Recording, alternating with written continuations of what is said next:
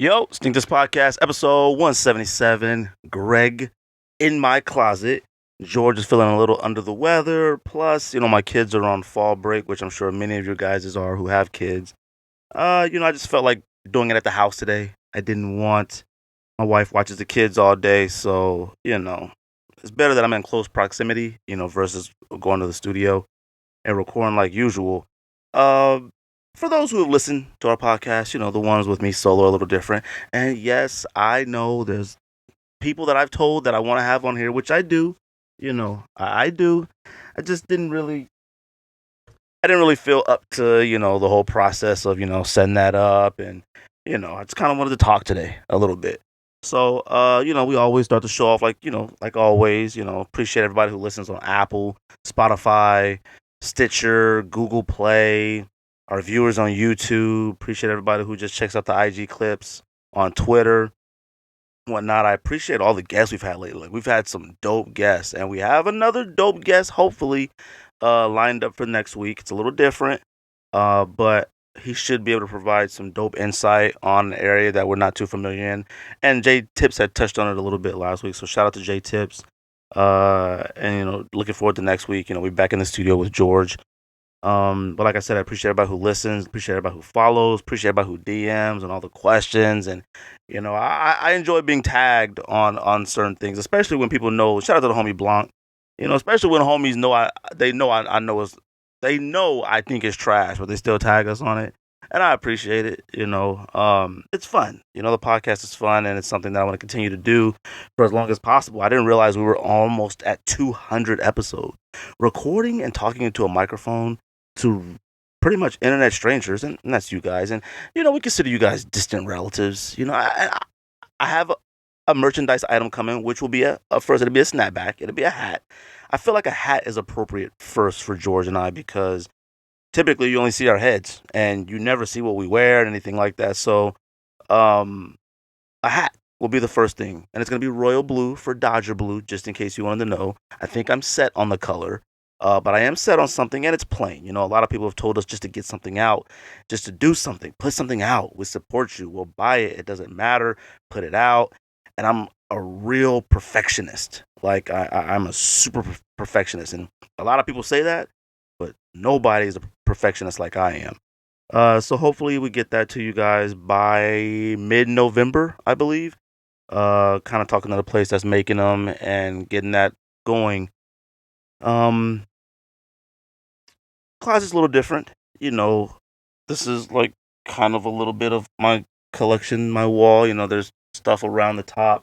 I don't know if the camera gets it. There's stuff all the way to the top, and there's stuff on the floor and on the building.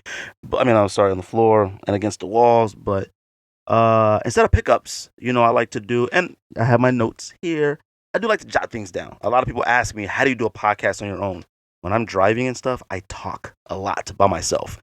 And I talk a lot by myself because it helps prepare myself for particular scenarios at work, dealing with my kids, wife, and stuff like that. And I remember my dad used to do it when I was a kid. We used to make fun of him. I remember everybody used to make fun of my dad. He would talk to himself all the time. He would always be about work. And, you knew he was talking about work because there was always this guy, my dad, owned the store or whatever. And it was a guy named Ricketts. I think that was his last name, Ricketts. And whenever you hear my dad mumbling, Ricketts, you knew he was talking about work. I do the same thing. Prepare myself for discussions at work. I prepare myself for meetings mentally. I prepare myself to talk to you guys. I prepare myself for, situations at home with my kids, things like, family and so forth. I think it's important to just be prepared. A lot of people get caught off guard and they end up making mistakes or saying the wrong thing. And, that's how I'm able to do the podcast by myself. This is probably the 6th time I've done this by myself, and people seem to enjoy it. Me and George, I like the back and forth with me and George. The discussions that we have, I think people value it. It's golden, and it's how we feel. It's genuine how we feel, and it's how me and George talk to each other when we're not together. We argue when we're not together, but me and George know how to argue and be friends. There's a lot of people that don't know how to argue and be friends, and you can see it on social media. Best friends one day and enemies the next. It's weird to see people send shots. I have no idea who they're talking about, but it's a shot. It'd be certain captions and pictures on IG and Twitter and stuff that wasn't necessary. And you're like, why did you say that? And you're like, it was a shot. And I don't mean a good type of shot. But me and George, we always do pickups, releases.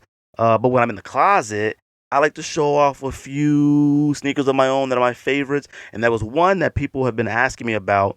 How come I haven't shown or really discussed? And that's my Reebok when I always talk about the one from Minority Report. So I'm going to show that today. I'm going to show two other ones. I'm showing two Reeboks and a Nike SB because a lot of y'all be mad disrespectful to Reebok. I'm getting sick and tired of it. Reebok is history, and these are facts. And I'm also getting sick and tired of people already losing their minds about Zion. Look, the first preseason game, cool. He had a nice dunk, cool. But let's not act like Shawn Kemp didn't exist. Let's not act like Vince Carter didn't exist. Let's not act like Amari Stoudemire didn't exist. Let's not act like Blake Griffin didn't exist. So settle down with the stuff. I mean, cats losing their minds. Like, the stadium almost fell down off that dunk. And look, nice dunk, dope, cool, I get it, but settle down. Relax. We've seen it before. We're going to see it again. And I love Zion. I'm excited to watch him play. He's explosive. He is every single thing you love to see about the NBA and college basketball when he was there. But protect your knees. I know I talk about playing basketball all the time. I can still jump and stuff, but landing, oh, that's when it sucks. And to catch up to him, ask Amari Stoudemire. Ask Vince Carter. Ask Blake Griffin. These are prime examples of everybody who used to do what you do. Anyways, I'm on a tangent. I don't know what I'm talking about. But this is what happens when I'm discussing the podcast and discussing and talking to you guys. I appreciate this. So I'm going to get right into my closet sneakers. Not pickups, but, some favorite joints of mine. So first, a gold box. Nike SB gold box. You can see the dust on my box. Like my sneakers, me and George have a lot of sneakers, all right? They literally collect dust. Not to say that others don't, but George and I, we wear pretty much the same stuff over and over, and that's facts. Like you can see the dust. Look at that. Yeah, this is a gold box. A lot of people don't even know these gold boxes exist. A lot of people think, I don't know if you can see the black SB box exists or whatever color it is now. Nah, this is a size 10 Nike Dunk High SB Goofy Boy. This is a Goofy Boy, all right? Goofy Boy came in 3 pairs. There was a low, Laker colorish. There was a mid that had Velcro and some plaid. And then there was the high with the green denim and the maroon suede. This is a beautiful shoe. So, for those who haven't seen it before, unfamiliar with it, this is a Goofy Boy high. Hope it's good in the camera. Like I said, every time I do this, I respect sneaker reviewers and I respect people who do this on a regular basis. It's hard to not know if you're good or in camera or focus, if you see it, if it's good enough, whatever the case may be. I have the green laces in. It comes with a black lace. I'm going to put this down. Goofy Boy highs are a super dope sneaker. I'm looking at the green denim right now and I'm kind of like, yo, should I send it to the homie Skate? See if he can, touch it up for me, put some touches on it. Probably be a waste because I'm not going to wear it anyways, but I just love the sneaker. It's one of those classic SBs that sometimes overlooked. A lot of people recognize and notice the Goofy Boy low, which is the Laker colorway, but it's rare to see the high.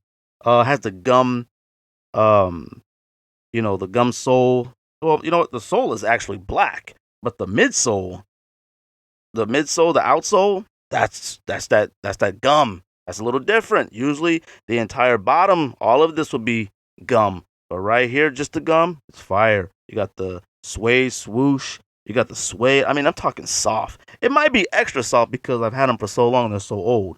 It came with a pair of green, forest green, and black laces. And these are called Goofy Boys. Now, what makes these dope is because, let me take this out. So on the insole, there's a picture of who is known as Goofy Boy. Goofy Boy was like this, turned into this like urban legend myth person for some odd reason. I don't know. From what I do know is that like he came to the skate park one day and no one's ever seen him again. I could be wrong on this story, but that's from the understanding I get. In like skate shops that started making stickers and t-shirts like, have you seen Goofy Boy? And it was a real person. It was this like kid with this flipped up hat and these baggy clothes, and he came and it just kind of became like this folklore. So Nike SB did the same thing on the insole. This insole has hair and kind of weird stuff on it. I don't know if you can see it, but It's a boy with a hat flipped up, wearing baggy clothes, holding a skateboard. I hope you can see that in the camera. I hope it's focused. In the bottom, you got obviously the zoom air, which a lot of people don't know is down there. Take your insoles out of your dunks. See where the comfort comes from. But this is Goofy Boy, and he's a real person, I believe. But for some odd reason, it became this folklore. And Goofy is a style of skating as well, which maybe has something to do with it. I don't know, but I'm always welcome for anybody to call and talk about it and explain what it means. But I know Goofy is a style of skate. Me and George used to skate growing up. But he's wearing Cortezes, which I think is dope.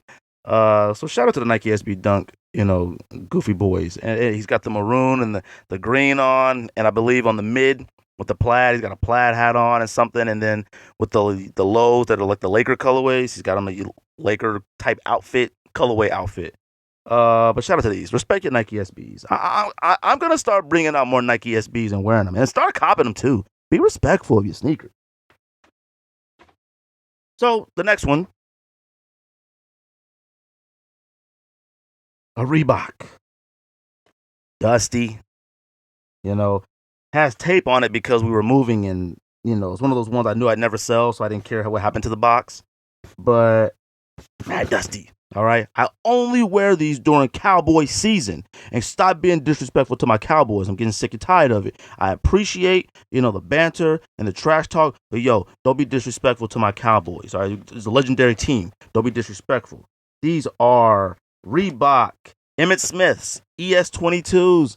Do not be disrespectful to Reeboks. These are history right here.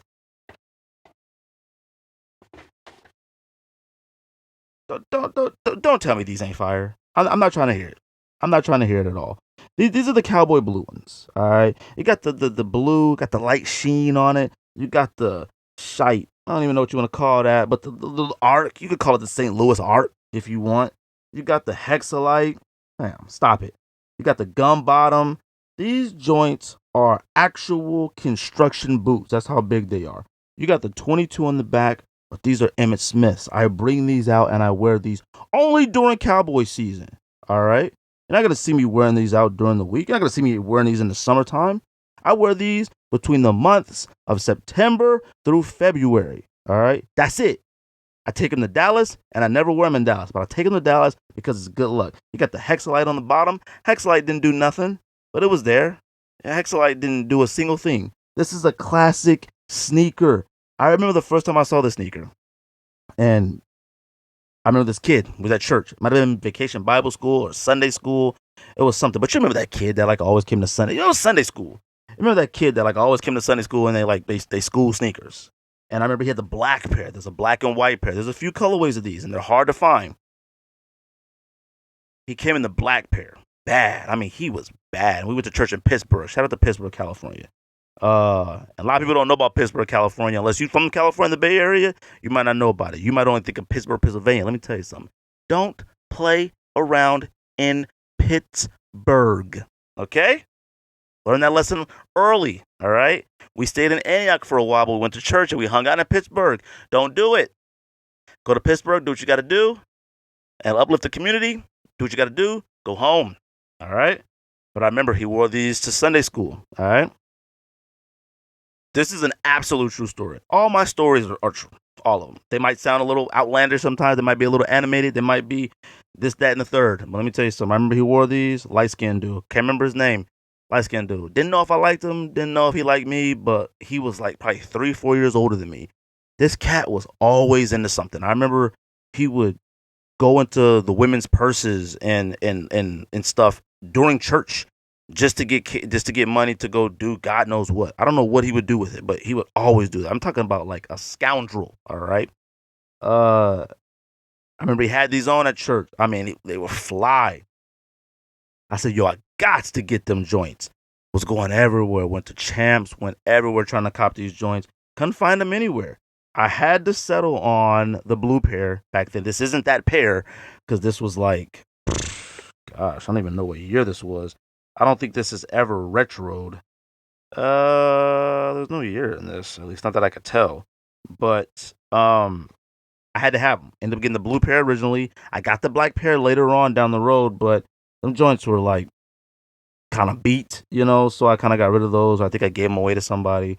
But I had to re-get the blue pair. I needed a pair that was fresh so I could wear every football season. These don't even touch outside, okay? They had before, but I wear them inside the house. I wear them to watch football. That's it. Don't bother them. These are classics. And shout out to that dude. Well, actually, I don't know if we can shout him out. He actually got shot and killed. God bless the dead. I probably shouldn't have said that. I think he robbed somebody. Anyways, Emmitt Smith, don't be disrespectful to my Cowboys. All right, so next pair. Dusty as well. These are Reebok Diamond Contact Runs. Okay, these came out. Man. These came out 2002, I believe. You know what? They might have came out 2004, and Minority Report came out in 2002. I think that's what it was. So, this pair right here, I talk about it a lot. Pair of Reeboks, rare. Hope you can see it. Hope the light doesn't make it too glary or whatever. This is a clear Reebok box. This is an extremely rare pair of sneakers. Not extremely rare, but, there's a few pairs on eBay. I think they're like 1,000. There's a few other models of this. Let me explain something to you. There were these before Vapor Max. Nike's very innovative. We love Nike, and Vapor Max looks very aesthetically good. The problem with diamond contacts, they never use shoelaces. That was one of the misfasts. But this pair right here, and I talk about all the time for the movie Minority Report. These, if you remember in the movie Minority Report, there was a scene where there was a Reebok store and it was the future and stuff like that. They made pairs for Tom Cruise for this. Now, let me explain to you how I got my pair. This pair did eventually come out, and I'm about to tell you a story. I don't know if this story is 100% true or not, but this is what I told from a friend who was, at the time, I think I don't know how old I was at the time. I was definitely out of high school, 1 year out of high school. I don't remember. He worked for Reebok. He was like a senior in college or whatever. Super homie, lived in California. He did work for Reebok. And so he had told us that they had made all these pairs, samples or whatever for the movie for Tom Cruise to wear in the movie. There were black versions. There were silver versions. There might have even been like a blue version or a brown version. So, Tom Cruise, being 5'7", now listen to me, this is the story that he told me. This is the story that I believe. This is the story that I love because I have him here, and I'm going to believe this story until the day I die. Until somebody from Reebok or anybody calls and proves me wrong, this story is 100% authentic and dead stock. He told me that for the movie Minority Report, Reebok had made 5 of these, 5 of the blues, 5 of the blacks for Tom Cruise to wear during the movie. So Tom Cruise being 5'7", Reebok or whomever at Reebok automatically assumed that Tom Cruise, and right here it says, I don't know, this ink is really old, but it says TC on it. I was told that was for Tom Cruise. I don't know. But let me go ahead and open this up real quick before I get into the story too deep. So, I was told that they made 5 pairs of these, 5 pairs of blues, 5 pairs of blacks, okay? And Tom Cruise being 5'7", somebody at Reebok or whomever it was that made decisions or whatever, they didn't have any direct contact with Tom Cruise or anybody who could get him. Now, this is, pay it mind, this is a long time ago.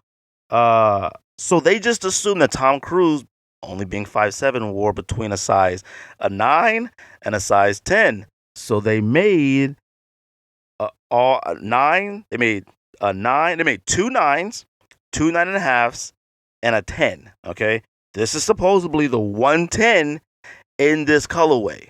I have absolutely no idea if this is true, but I'm telling you what I was told, what I believe, and until somebody proves me wrong, this story is 100% authentic and dead stock. I'm about to unds it right now for you guys. I think I told George this story before, but George, he falls asleep when I talk to him. These are facts. I go in his office. Anyways. So they sent the pairs over to the studio or wherever they're filming the movie at. I believe the movie was filmed maybe in Hollywood. I'm not sure. Wasn't filmed in Atlanta, I don't think. I'm not sure. But they sent the pairs over. 2 9s, 2 9.5s, and a 10. So they sent in this colorway that amount of sneakers. Blue colorway, that amount of sneakers. Black colorway, that amount of sneakers. 2 9s, 2 9.5s, and a 10. So they sent them over, and they immediately got sent back. Well, they didn't get sent back. They just sat there. So then someone called Reebok and said, yo, what are we supposed to do with these? Tom Cruise wears an 11.5 or a 12. Tom Cruise being short, they automatically assumed he wore a 9, between a 9 and a 10. So they just made those various sizes. So when they found out that Tom Cruise wore an 11.5 and 12, they had to go ahead and get some more pairs to get them over to the studio fast enough. So that's the story I've been told. So they sent the pairs back. My friend, who was like, he was pretty high up in Reebok, or he did something with them. I mean, for all I know, he might have stole these. I have no idea, and I don't care. I paid him this at the time, and not to this day, but for a long time was the most I'd ever paid for a sneaker. This was the one of probably, I think I paid $350 for this. And I think the shoe retail when it came out for $200 maybe, and $200 back then was a grip. I feel like they sold these at Saks Fifth and stuff for like $500, and I could be wrong, but I'm not sure. Like I said, the VaporMax bottom, but that story was always dope to me because I felt like I had something a little special. This is a vintage sneaker. You can go on eBay, you could type in Diamond Contact Run Reebok DMX, and they got to be around $1,000. They got to be around $800 to $1,000. I think I put in an offer on one. I mean, he wanted $1,000, but I think I sent him an offer for like $150 because they're unwearable. They can't possibly be a pair that's wearable. I took care of this pair really well. The bubble right here, the DMX is coming off the inside. So people worry about the outside cracking. I wore these, and the inside, I don't know if you can see that, the inside started cracking. It was, it's foam. This is almost like, it's on my fingers, stuck to my fingers. This was like almost like oh gosh, now my fingers are sticky. This was almost like the original memory foam. Like, this was like foam, and it's set on top of the DMX. Beautiful shoe. I love it. Aesthetically, it's not the greatest thing ever, but it was for the movie Minority Report. It eventually came out, same model and stuff, and a few other models, but it was to look futuristic. This is futuristic. It was silver. It might be 3M. I don't know. Had the Reebok on the back.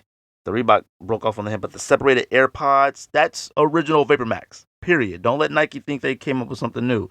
The Velcro straps, I mean, it was some work putting these on, individual Velcro straps, but it was dope. It's what made them dope.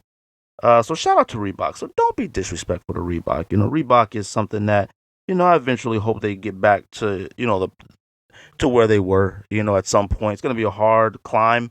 But especially with what you see with Adidas. Adidas made a lot of moves and kind of made that jump. But just to give you guys a heads up, Adidas is falling off. Like, dramatically falling off. Like, their ideas are weird now. Another tangent, I don't know what I'm talking about. But don't be disrespectful to Reebok. Releases this week. Only thing that I actually really cared about was the beige LeBron John Elliott's. And I'm going to tell you guys, the John Elliott LeBron Icon sneakers, it's a fire sneaker. And I'm going to tell you why that sneaker is so important. That sneaker is so important because even though I don't know if it's built to play basketball in, it's still relatively high. I don't know if it's as bulky as a lot of other basketball sneakers. I don't know if I've ever seen one in person yet. But it shows you that basketball sneakers still can be worn with regular clothes and out. So shout out to those. And those pink ones, I'm going to have those pink ones one day. And the beige ones, just to give you guys, that understanding. Like, them joints are fire. I don't want to pay full price for something that I know is going to sit on the shelf for a little while. And, I'm sure I'll be able to swoop one at a good price or even grab some from somebody worn twice. It is what it is, But it's a combination of, like, a few pairs of LeBrons in one. And it's a little sleeker, model. And I think it's dope. So that's the only thing that I could think of that I'm checking for. Also saw Joker, which I'm not going to talk about. I want to talk about Joker, but I'm giving everybody at least 2 more weeks to go see the movie. I am sick and tired of these major blockbusters coming out and everybody just sitting around staring at each other. All right? Stop it. You got 2 weeks before I get into a deep dive on this show about Joker. And I'm going to get a deep dive about the movie Joker with Rico on the show. Shout out to Rico. I want him to come on. I know y'all hate, y'all can't fathom the thought. Yo, sneakerheads watch movies. Yo, y'all talk about movies and sports. We can't talk about sneakers all the time. We're almost at 200 episodes. Relax. Let us talk about movies and television shows every once in a while, okay? But I want to get into a deep dive about that with the homie Rico because he understands movie. He's an actor. He's in some plays going on right now at one of our in Scottsdale right now. So shout out to Rico. But I will be doing here. I like doing top tens here. I don't have George to argue with my list, but I will be doing a top 10 bad guy slash villains that we low key rooted for, or even high key rooted for. All right. This is from movies. This could be even based on real people. And it's not being disrespectful to to anything that might have transpired during these periods of times, but come on, you watch the movie Joker and stuff, and you can't help but be enthralled. So I am doing a top 10 bad guys slash villains you low key rooted for. To me. To me. To me. All right. And a few people. You know what? I'm gonna talk about this. I wasn't going to talk about this, but I'm gonna talk about this. So a few people have hit me up and asked me, and this is over a few months because of how I respond to Welty. I don't know his first name, Welty from Full Size Run on Twitter. I respond pretty much once a day or every week with a nice hearty capitalization of shut the F up, pretty much every week. And I know you guys saw I posted on IG and I posted on Twitter how on their episode, because George had hit me up and said, fam, they are doing too much now. And I said, yo, what? He said they actually on there emphasize the to me. Let me explain something to you. Now, from the shut the F ups to Welty and things like that, people have hit me up, and this has hit me up for a month. And then people hit me up this week. What's up with you? What's up with you in Full Size Run? Yada, yada, yada. What's your beef? Yada, yada, yada. And I never tell anybody. And this is for everybody I've ever had an issue with starting to do this podcast. Everybody who has a personal issue with me. If you ask me why I got a problem with you or why we don't mesh, I will tell you. I don't like telling other people why I have an issue with somebody because I need that person to fully understand first before I can trust anybody else with that information. I can, but I'm about to talk about the reason why I got a little bit of gripe with them, and mainly because I feel like they're not going to ask. So, but I did post a video where they had Danny Brown. Shout out to Danny Brown. I like Danny Brown. He's a good guy. Seems like a good guy. I don't know him. But he had said he liked the sneaker or something, and you guys know the show Full Size Run. The editing and the zooming in on faces and the words and the talk bubbles and the stuff that pops up and all that. And when Danny Brown said he had liked something, I can't remember, but he said to me, they emphasized the to me on the screen with quotation marks around it.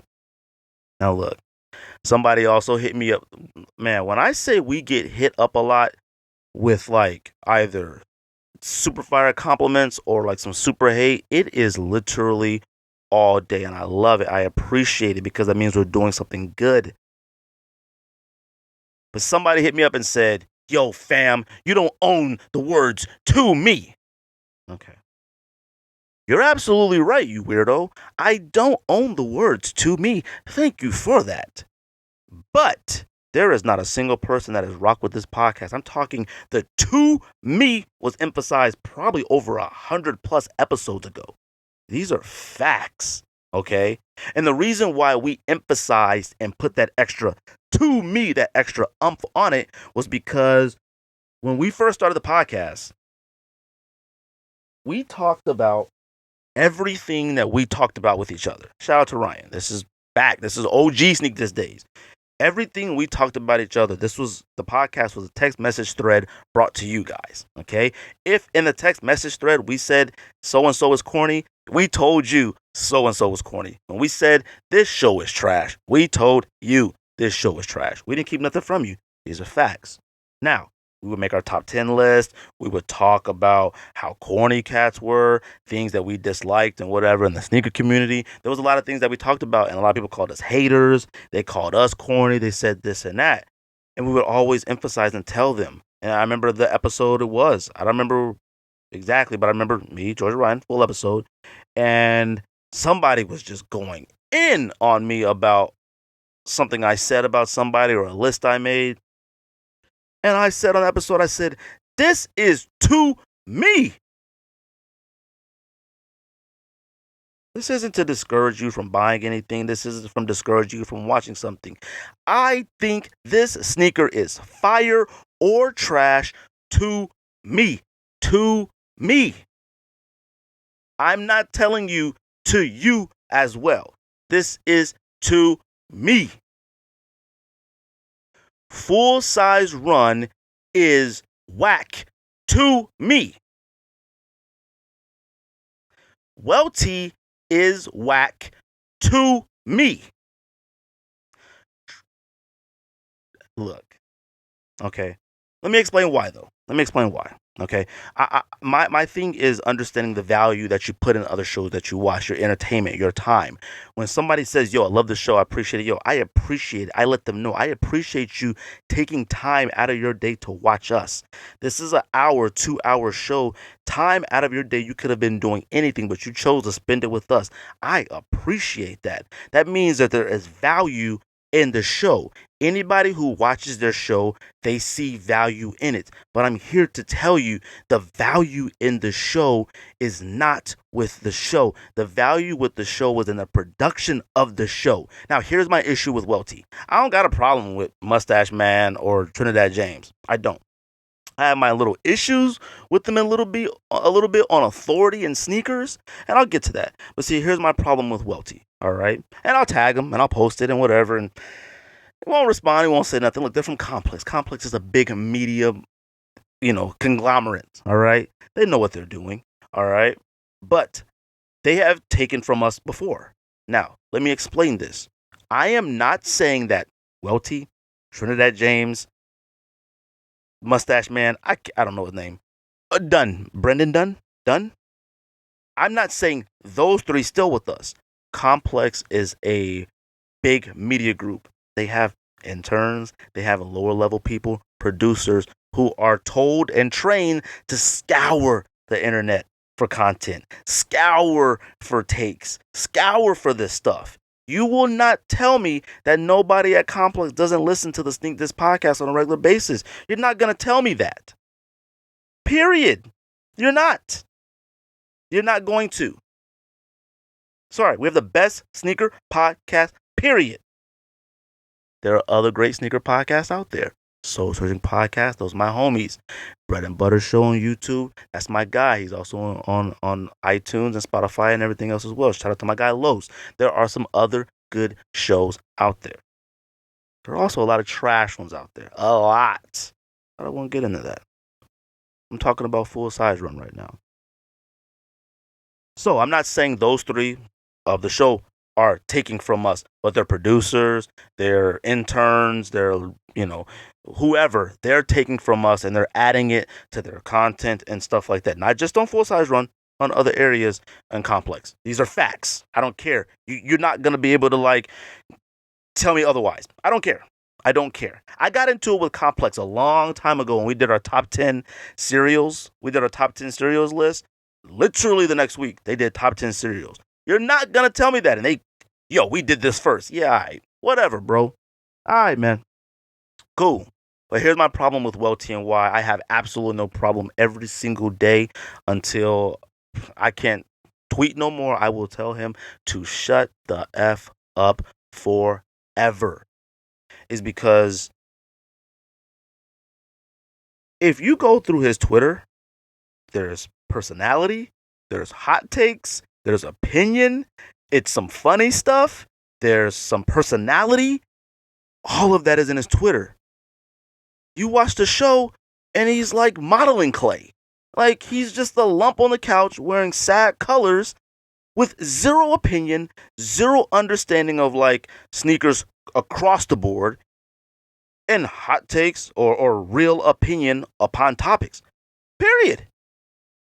So I hate that. I hate when somebody is always let me tell you something.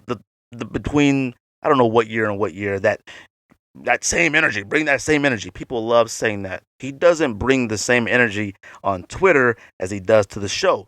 I told him to shut the F up one time, and he responded and he said, if you put that much energy as you do into telling me to shut the F up, something like that, if you are responding to me negatively, if you put that much energy into your podcast, something. First of all, there's not a single person who have heard this podcast, seen this podcast, watched our Instagram, who have ever said that we don't put work into this podcast. You start from episode 1 to now, this podcast is damn near a television show. Facts. I put work into this show. It ain't easy doing this. So for him to tell me that, I told him, I said, you are a lie. I said, if you put that same Twitter energy that you put on Twitter into the show, it'd be much better. That show has 0 personalities. Let me explain something to you, the listener. That's why I talk about the value that you put into something. It's perfectly fine to watch it. It's perfectly fine to have occupy with your time. It's perfectly fine to see the guests. It's perfectly fine to support it and watch the show. But you have to protect the value you put in things. That show's value is extremely low. Because when you have to zoom in on faces and make weird faces and add crickets and sound effects and words and bubbles and weird looks and weird zooming in, when you have to do all that to a show that has 3 people on it, you have to do that. The show's around 30 minutes to 45 minutes sometimes. If you have to do all that for a show about sneakers and you want me to believe that you guys are some type of authority on it, stop. There's no value in the show. There's value in the set. There's value in the producers. There's value in camera work and all that stuff. I applaud that. The editing is phenomenal. If I was to do that to our show, it'd take me about 4 days to get that done. The editing is phenomenal. But, Welty, this is to you. You can't be Mr. Personality Man on Twitter and dry on the show. You're like the internet thug. Like, you could talk mad game on Twitter, but on the show, you just there. Trinidad James. I have absolutely no problem with Trinidad James whatsoever. I think I've asked him to be on the show before. I'll be honest with you. I think I have. And then after a while, I was like, why am I asking him to be on the show? Because his opinion on sneakers don't matter. Now, let me explain this to you. His take on sneakers don't matter because Trinidad James, say what you will, is at a certain level of celebrity. These are facts, all right? He can walk down the street. Somebody's going to know him. Everybody knows Trinidad James, who listens to music, sneakers, whatever the case may be. Trinidad James is a popular person amongst a few genres, and he is a celebrity, period, okay? Now, you watch the show, you see Trinidad James. Trinidad James is I don't know if he's rich, but he's a well-off person. Trinidad James isn't an authority in sneakers to me because Trinidad James, like I said, is a celebrity. If you see the way Trinidad James dresses or carries himself, outwardly, not as a person, it doesn't matter what his sneaker take is. You can't wear a camouflage bandana, a silk purple shirt, 50 gold chains, pink shorts, 1 green sock, 1 yellow sock, and then tell me what's fire and what's not fire. Period. Because if you see the way he dresses, it doesn't matter what the sneakers look like. Like, they could never suck. Like, his sneakers could never suck in comparison to what he's wearing on in an entirety. Like, so him looking at a sneaker, having a judgment or a comment on it or any type of opinion on it, it doesn't matter. Celebrities and people of a certain level of celebrity or richness or whatever you want to call it don't have valid opinions on things that regular people can partake in. I would love to talk to Mark Wahlberg about his relationship with Jordan Brand, how some of the sneakers came about, where did that start, so forth. But I have no desire to talk to Mark Wahlberg about does he think this sneaker is dope, or where does he see the sneaker culture going, or how does he feel about releases, or this. I have zero desire to talk about that. Mark Wahlberg is one of the top actors of our generation. He's rich. Mark Wahlberg can put on a sneaker with a tuxedo, tie it up tight. It doesn't matter. We could be like, God, he's wearing those trash. but it's Mark Wahlberg. It doesn't matter. Trinidad James, I seen a picture on IG. He was wearing one Summer of Legend and one, was that Vogue Magazine 3? Come on, man. Stop it. Nothing against him as a person, and not that I don't like him. I like Trinidad James. I like his music. Sorry, I did. It was relatively good. But he's not an authority on sneakers. He could be entertainment on the show, and I hate looking at the show of him like sitting there. It's like he's the mascot. I do. I do. Sorry. Now, Mustache Man Dunn, I think that's his name. Brendan Dunn? Sounds right. I want to say Dunnan. Dunn? I mean, come on. His personality is his mustache. Like,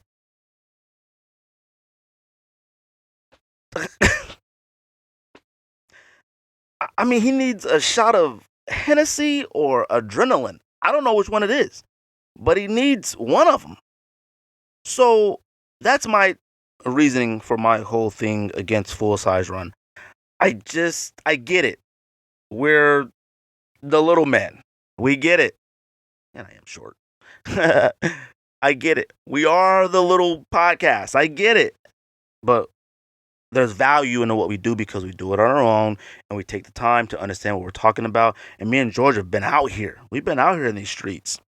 It's crazy. Like, I mean, look at this. Like, I'm out here.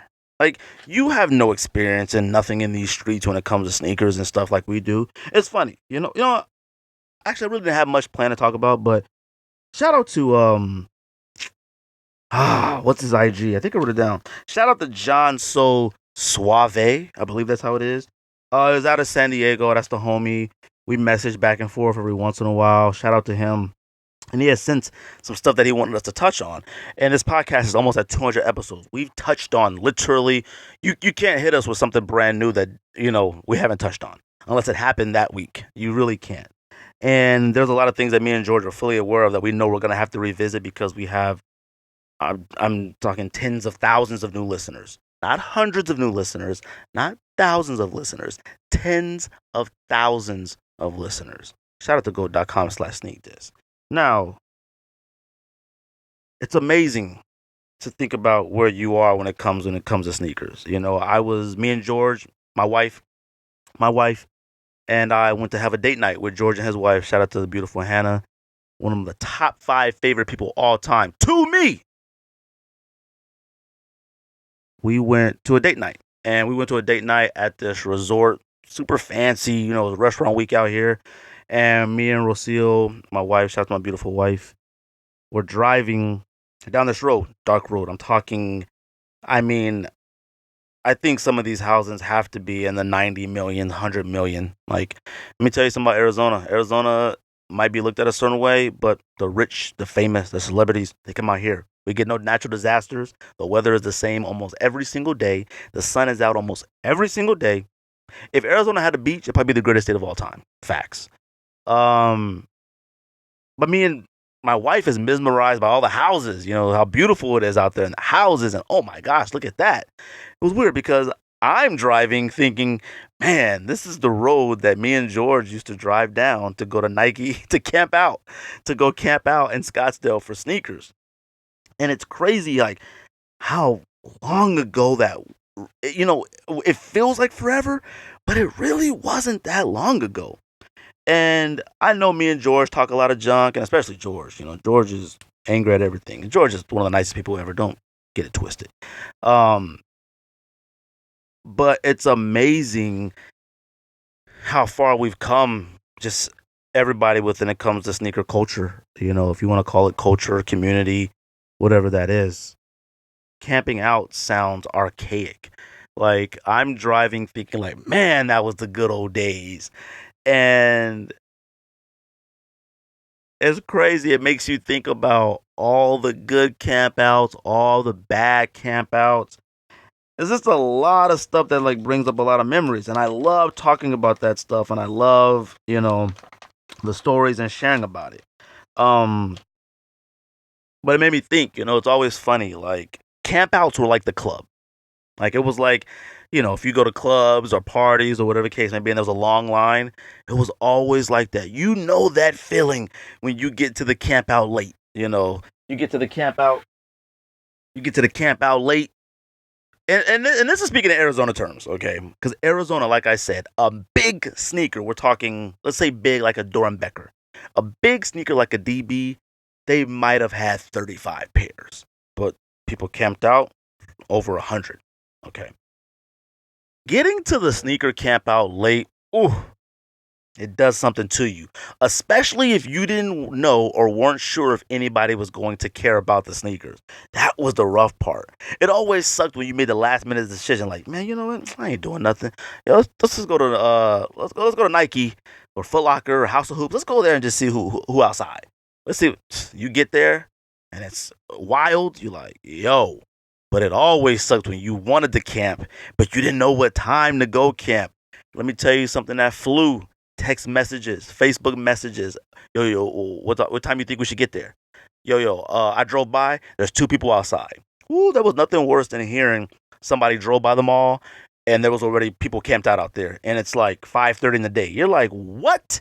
You want to talk about something that will ruin your day? And shout out to our wives, me and George's wives. I'm telling you, they've dealt with a lot from us. All right. You remember you get to that line, that camp out line, and you got your cell phone, you looking, you texting, you're feeling sick. You're feeling sick. You got there late. Oh, what's up? Yo, what's up? You act like you're on your phone, just like the club, yo. Yo, what's up? Yeah, all right then. Y'all remember that? Woo! It was nothing worse than that feeling of getting to the camp out line late. I mean, you want to talk about not knowing what to do, all right? Then, especially if you saw somebody you knew in it. Now, there was two ways you could handle knowing somebody in the line. And this is how well you knew them. It was two, no, let me put this away. In the camp out line, it was two ways to handle this. Whether they were like super homies, like the real homies, or somebody that one didn't have enough guts to tell you couldn't cut. Don't act like you don't know what I'm talking about, sneakerheads. There would be times you walk up to the homies. These are the real homies. These are the real homies like, yo, go ahead and stand here. Obviously, let me get mine first. But don't worry about these. Them the real homies. And they're the homies that ain't going to tell you like, yo, fam, you cutting. Yo, what you doing? Them the homies that like, you loiter. Like, you can loiter there with them for about 8 hours chit-chatting. Like, yeah, Nah, I'm not copping. I'm just chilling with y'all, just talking. You've been standing there for about 7 hours. Nah, I ain't copping. Yeah, I don't need these joints. I ain't tripping.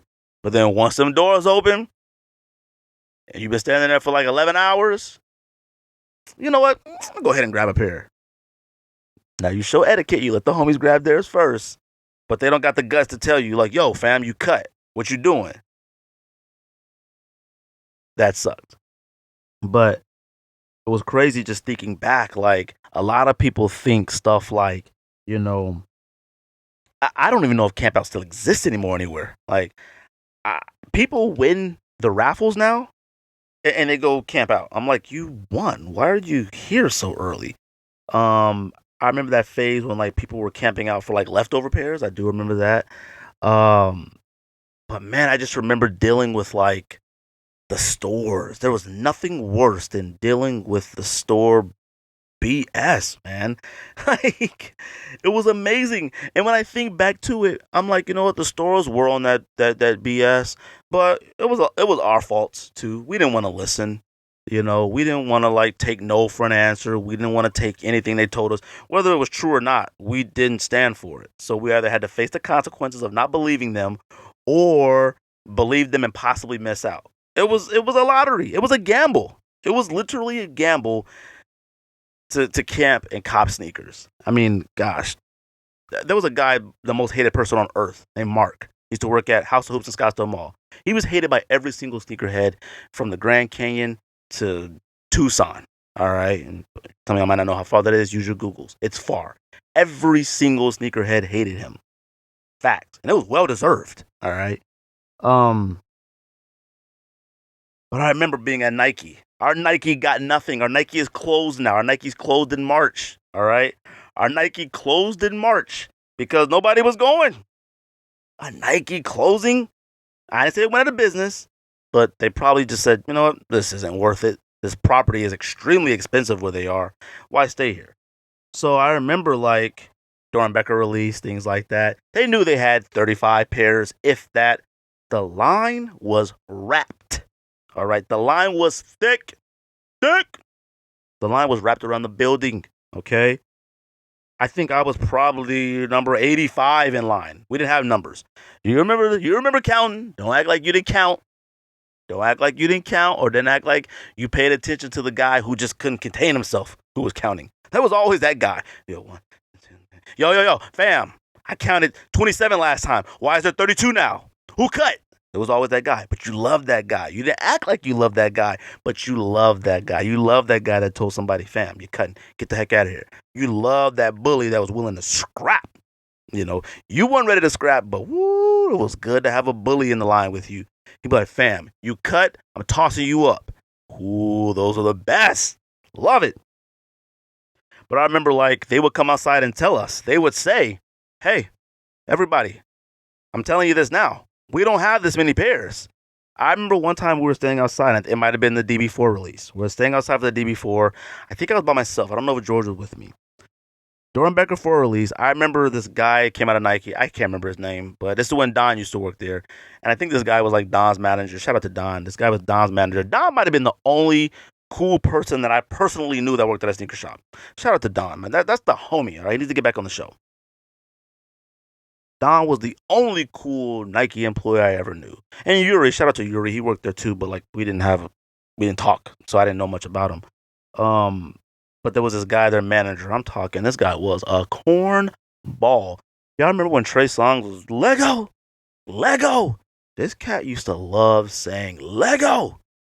Anyways, this cat came outside and told us, he said, look, from right about here, all the way to the wrap around the building, there aren't pairs. Now, this is where your conundrum came up, sneakerheads. You remember this. You remember when somebody came with that information and told you, but you had to make a decision. Do I believe it and leave and take the risk of them lying? Because I would probably say 87% of sneaker employees lied during a certain period of time. I want to say 99, but because the sneaker employee now is dramatically different from sneaker employee back then. The sneaker employee back then acted like they had the nuclear codes, to shoot the nuclear missiles off. That's no lie. That's when they used to take the phones off the hook. You couldn't call Foot Locker all day. They took the phones off the hook at sneaker shops. You go in there, you'd be like, fam, it'd be the biggest release of the year. Yo, y'all getting Galaxy phone posits? Galaxy phone posits. Let me go ask. Hey, John. Foam posit? Galaxy, you say, right? Galaxy space? The orange ones? No. We getting those? We might get 4 pairs. All right, John. Y'all remember those days. You had to take that risk. The employee comes out and says, fam, we only got 35 pairs. From here to the front door, they're going to get a pair.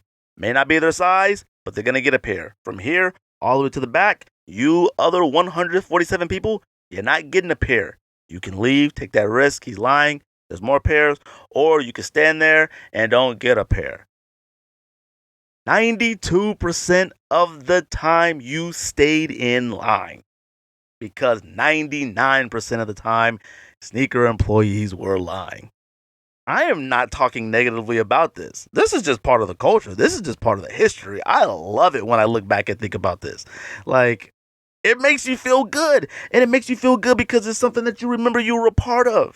I was a part of that. I remember that. I got stories for days, all right, about this. A lot of people think raffles are new now. Raffles aren't new. I'm gonna get to that later. You know what was funny? I remember out here, I can't speak for any other major city, because I know major cities get way more pairs than we did, but you felt bad for the people who wore a size 13 and up. Even a size 12 every once in a while. But the people that wore a size 13 and up, it broke your heart. It broke your heart because we had relationships with one of them. Shout out to the homie Mike, I believe his name is. Been a long time. He owned a pizza shop in Mesa. I think it went out of business or they closed it. It was called Mafia Mike's. Homie, me and George used to call him 6'9" because he was tall. Because he was tall. That's it. And he wasn't a rat and nothing freaky. He was just tall. So we would always try to help him out get pairs. He would try to help us out get pairs. He wore a size 13. There were two people who consistently came to Nike Scottsdale for size 13s. Nike Scottsdale would either get one size 13 or two size 13s. When it was a really, really, really big release, they would get one. All right. So I always felt bad for them. There was no 14s. There was no 15s. Don't even think about it. All right. I remember once whoever got there first between them, that was it. The other would go home. Like, unless they were planning on buying it just to resell it, just to sit there and get a pair and resell it and maybe get theirs later. But I used to feel so bad for him because when the homie 6'9" would see other tall homie, oh, all right then guys, see you later. You would see other tall homie come, see him, oh, all right guys, see you later. And other tall dude played like professional volleyball or something. This cat was tall. I'm talking Sean Bradley tall. I think a 13 was too small for him. Like, that's how tall he was. But that was just the way it was back then. Like, and it was crazy. Like, it's crazy to think about that. But like, campouts was something that like you just, there was like unspoken rules. There was etiquette. There were things you couldn't do. And look, let me tell you something. A lot of people don't remember midnight releases. Midnight releases were the best. Like, you knew when they were dropping. You'd have to wait all night. Well, it depended. Like, you'd have to wait in the middle of the day tonight. But midnight releases were dope. Like, but there is not a single sneakerhead that will call me a liar when I say this. Okay, and let me disclaim this. This is for the sneakerheads who camped out and copped sneakers back in the day. Not you new sneakerheads. Not you sneaker convention heads. But the camp out, that's when you brought your fire out. That's when you brought your heat out. That's when you won DS something. Because the line was thick. The line was thick with everybody who was interested in sneakers, just like you. That's when you brought your LeBron Solar Red Lows out. You brought your Sprite 8s out. You brought, your South Beach 8s. You brought your Bread 11s. You came through with a retro. You came through with a question. You came through with, fam. You would just sometimes, you know that meme where it had the pencil sharpener? And that used to be like the original runway to show off your fit and kicks. The sneaker line, the sneaker campout line, same thing. You wore some fire to it. You walk up and down that line, whether you was copping or not. Sometimes we went to the camp out just to see who was there and post up, just to wear some fire. We would just go sit there and post up. What they look like. Oh, that's fire. We wait all night too. Wait till somebody comes up with a pair. Let me see them. Yo, them is clean, fam. That's when you wore your fire. Let me tell you another little secret. I'm going to tell you a secret, and a lot of you camp out sneakerheads from our generation might not even know this or even notice this, but the sneaker camp out line was where a lot of people tested out fake sneakers they were wearing. Facts. If you knew your sneaker stuff, you could look at a sneaker camp out line and tell what was fake or not. The most popular sneaker I think I've ever seen in a sneaker camp out line was South Beach 8 LeBrons. Facts. Because that's when fakes were starting to get better, but they still just didn't have it. Like, this is when like companies that made fakes relied strictly on pictures. So you didn't know that like LeBron 8's South Beach had this like tint. It was like a teal tint, like South Florida water, like this teal bluish. It wasn't just light blue. A lot of the fake LeBron 8s were light blue. A lot of people didn't know inside the airbag of the air bubble on the LeBron, the inside was pink, not white. But all these fake sites had were pictures. They didn't have a pair in hand. All these fakes now, they get real pairs in hand now because you can buy them from everywhere now. You can go on StockX, go buy your own pair, pay $500 for one pair because you're gonna make thousands of the fakes and make that money in like a night. Stop it. That's why fakes are so good now. Don't know why I pointed in between my eyes, but you know. But that's where people tested them out. Because if you got called out in the sneaker camp out line, yo, fam, I think your joint's fake. Yo, your tongue look a little off. Yo, why Jordan doing a layup? Why he not dunking? You knew you couldn't wear them anywhere else. That was that. If you couldn't get past sneakerheads in a sneaker camp online, trash, throw them out. You never cop fakes again. Cats used to do that. I remember who they were. I won't say their names, but I remember them. Raffles. Let's talk raffles. You know, me and George, early on, and Ryan too. Shout out to Ryan, that's the homie. Um, we always, and still to this day I do. It is corny. Like the plug. Sorry. It's corny to take a picture outside with 27 boxes of Yeezys in your driveway or in front of your house. It's corny. It is. See, there was a certain level, and I don't remember who IG Pages was or whatever, but there was somebody who was calling people, basically calling out resellers now, like they trash. And when you really think about it, resellers now, they are trash. We take advantage of it, but reselling now is trash. Like, there was hard work that went into reselling back then, and I'm going to get into that. But, shoot, what was I talking about? Can't remember. Oh, but actually, I don't know. Did I write anything down? I don't know. I'll come across back it again. But let's talk about like raffles. Oh no! So people would take pictures of the sneakers outside. Like, I'm thinking back to like raffles and stuff. See, people think like raffles are new. Like raffles, like not new now. It's been out for a while, but people thought no. Places have been doing raffles for a very long time. They just were doing raffles way different than they're conducted now. Okay, the evolution of the raffle, like there's been raffle evolution. Like, it's evolved over the years, just like everything else. I remember when raffles were going back to let me think about this, going back to, what releases? I can't think of any, but I remember like putting our raffle tickets in, and coming back or staying, and they picked them out of the box right there and read them off in front of everybody who won. That was a real raffle. And that's back when about 40, 50, 60 raffle tickets to get in there. Once it got to the hundreds and hundreds and hundreds, they couldn't have hundreds and hundreds of people standing out there with raffle tickets trying to do it. I get it.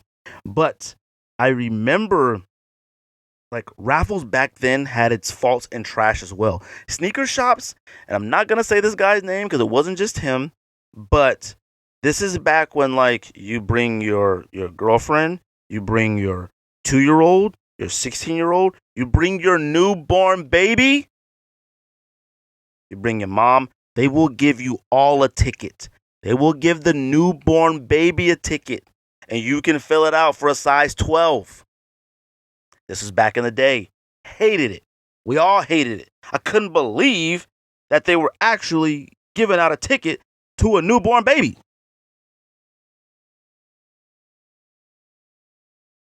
Like, you have to understand how crazy that is. Like, you just walked out with 6 tickets for one of the biggest releases of the year, and 3 of those tickets are from your toddler and your newborn. Man, what?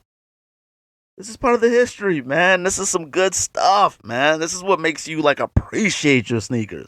This is what makes you see, back then, the hard work made you keep it. Like, made you keep it. And me and George, we call stuff corny and stuff all the time because we've been corny before. I've been trashed before. I'm thinking of back to the Christmas release. This is a raffle. This was the LeBron 9 red, the purple leopard Kobe, and the copper KD4. I'm thinking about this Christmas release, right? So I had my ticket in. My wife had tickets in. My oldest had tickets in. Like, we had tickets in, all right? And we're standing there. We're on the second floor of Nike in Scottsdale. RIP Nike Scottsdale. And they're picking out tickets out of the bucket. There's about a good 50, 60 of us standing up there. They call your ticket. You come up and you get to pick a shoe. It wasn't a raffle for the shoe. They had all the shoes right there lined up, or some in the back, and they said, "You want cool? What do you want? A KD or a Kobe or whatever?" So in order to get all of them, you had to bring the amount of people with you. I remember it was one of those. I don't like to use the word blessed, but that day was a good day. I remember my tickets just kept getting called. So basically, I had three of the red LeBron nines, four of the Christmas Kobe purples, and three of the copper KD fours. Mine, I got called. Wife's got called. Oldest son got called. The homies got called. Like, I don't think Cortez didn't even exist then. I don't even remember. But like, I walked out of there, spent about few racks, and walked out of there because I was reselling it and keeping. Don't want to talk about that, but I remember standing there in front of everybody with sneakers piled on top of each other, just winning raffle after raffle while everybody's losing. And I remember that feeling of like, back then you felt so dope, like, yeah, light work. I remember everybody was saying that. A little slight work, light work, a little something. I think back to that now. I was so trash. I had so many sneakers that like there were a couple. And this is around Christmas. I remember, and let me tell you about this cat, right? Because I'll still slap him in half if I see him today. I knock him off earth if I get the opportunity. Mexican dude and his wife. He was shady. So I remember they came to me like, "Oh, my son wants a pair." I think they even only spoke Spanish. Like, I think the wife was speaking Spanish to my wife. Like, "Oh, he just wants a pair of Christmas Kobe's. He just wants a pair of Christmas Kobe's." I had about 5 of them lined up. I left with a certain amount, but I had a lot more that I won. Alright, go ahead. I see y'all here all the time. Now, that was me being stupid, expecting a favor. Like, expecting it to get repaid later. Go ahead. What size you need? Let me go ahead and pick you one out. Oh, you said you need a 10.5? Got you. There you go. Merry Christmas. That's how many I had. I feel trash thinking about that. I do. But let me tell you something. I can call you guys corny because I've been corny before. I'm still corny. I'm standing in sneakers in my background. I'm corny. But I love it. So I remember that. Like, raffles have always been trash, and I remember when it evolved to you would fill your raffle thing out, then they would call you if you got drawn. Then I remember like they tried to like actually give you a ticket, like you automatically get a pair.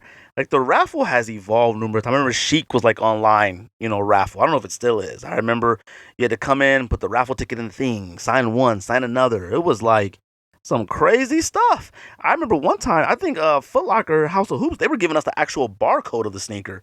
It was like the barcode was on the back of the piece of paper and something on one or the other. It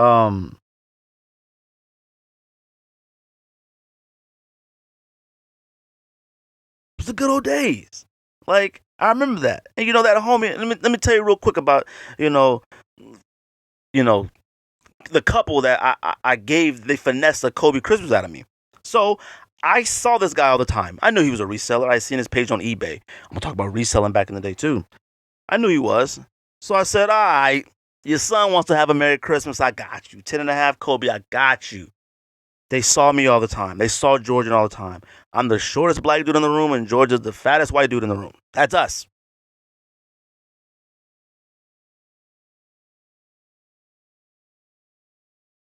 Galaxy Pack. Nike Air Flight 1, the glow in the dark ones, part of the All-Star pack with the Velcro piece on it. I had the OGs. I got another pair of the OGs. I wanted the glow in the dark Air Flight 1s, glow in the dark Galaxy Pack. Same thing, raffle, second floor, Nike Scottsdale, calling off numbers. I think me and George, I won a couple pair of dunks or something. Now, this is for the tier 2 pack. So there was a lot of people forget this. That Galaxy pack, there was like a tier 1 pack, which is the Big Bangs, the Galaxy Foams, the Kobe Galaxies, the KD4s. That's like tier 1. Tier 2 was like the Flight 1s, the dunks, the space dunks that had the Velcro swooshes on them. So there were like various levels of like, there were a lot of sneakers that came out for that All-Star weekend. So I think George had a few dunks on them. I think I had a few dunks. I had the like white pair of Flight 1s. All I wanted was the glow-in-the-dark Flight 1s. Well, behold, Mexican man and his wife. See him all the time. Hey, how you doing? ¿Cómo estás ustedes? Sí. Ah, sí. Poco a poco, sí. No, why? Mi esposa at the house. En mi casa. No kids today. They were there. Boom! They get one pair of Flight 1s. Glow in the dark. Okay. Cool. Got him. Another raffle ticket. Boom! They got another one.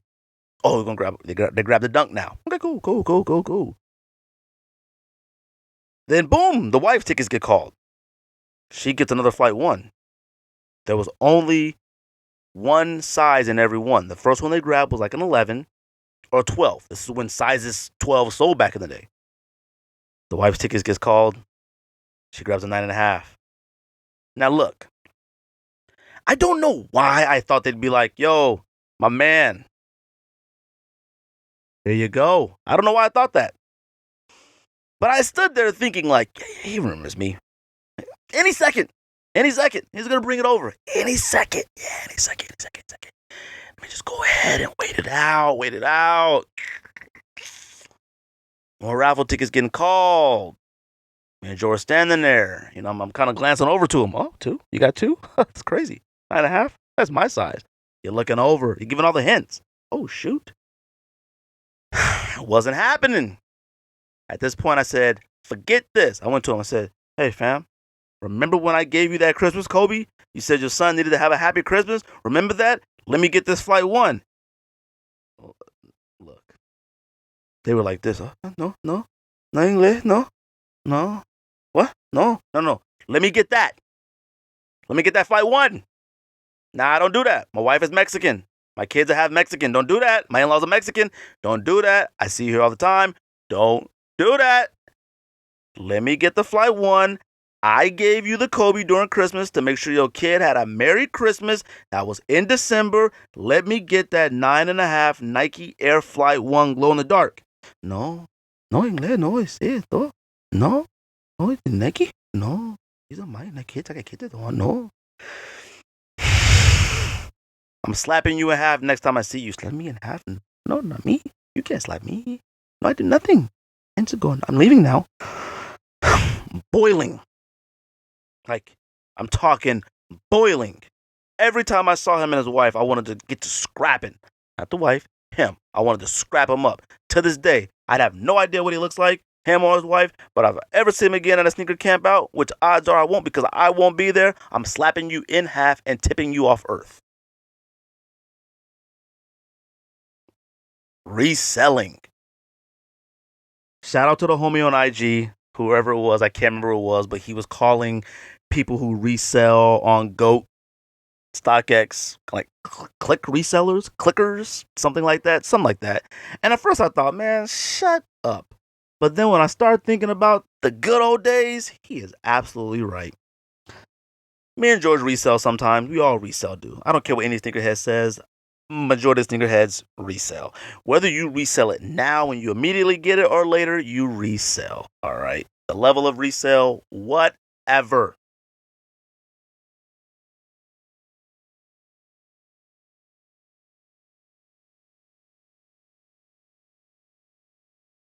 Reselling back in the day was extremely hard. Okay. There was no GOAT.com/sneakdis. There was no StockX. There was nothing. You know what we had? Nike Talk, eBay, Craigslist, word of mouth, Facebook, Twitter every once in a while, but not everybody was on Twitter then.